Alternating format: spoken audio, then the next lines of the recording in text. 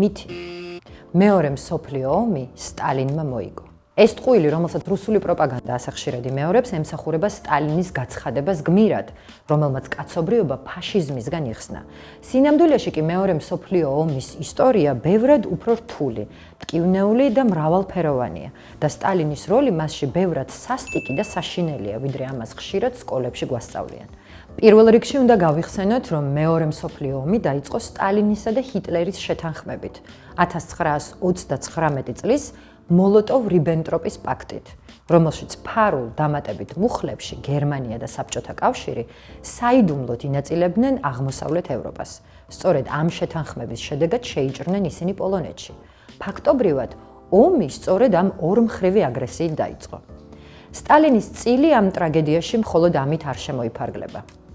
1941 წლამდე საბჭოთა კავშირი აქტიურად ამარაგებდა ნაცისტურ გერმანიას ნედლეულით, რაც პირდაპირ აძლიერებდა ჰიტლერის სამხედრო მანქანას.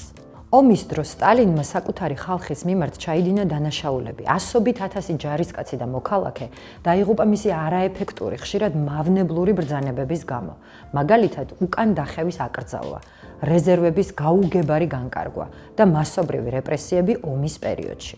წითელი არმიის გამარჯვებას მილიონობით ადამიანის სიცოცხლე შეეწირა და ეს მხოლოდ ფრონტის ხაზი არ იყო, უკანა ხაზშიც კი სტალინის ტერორი გრძელდებოდა. სტალინის გამარჯვება არ იყო ინდივიდუალური. ნაციზმის დამარცხება შესაძლებელი გახდა მოკავშირეების, ამერიკის შეერთებული შტატების, ბრიტანეთის, საფრანგეთის, პოლონეთის, ბალკანეთის სახელმწიფოებისა და სხვა ქვეყნების ერთობლივი ძალისხმევით, რომლებიც წითელი არმიის გვერდით იბრძოდნენ, ან ფრონტს დასავლეთიდან ართმევდნენ. და ბოლოს, ომის დასრულების შემდეგ სტალინმა აღმოსავლეთ ევროპაში საკუთარი რეჟიმის გავრცელება დაიწყო, რაც 10 წლეულების განმავლობაში თავისუფლების დაკარგვას ნიშნავდა მილიონობით ადამიანისთვის, გერმანიის დემოკრატიული რესპუბლიკიდან რუმინეთამდე.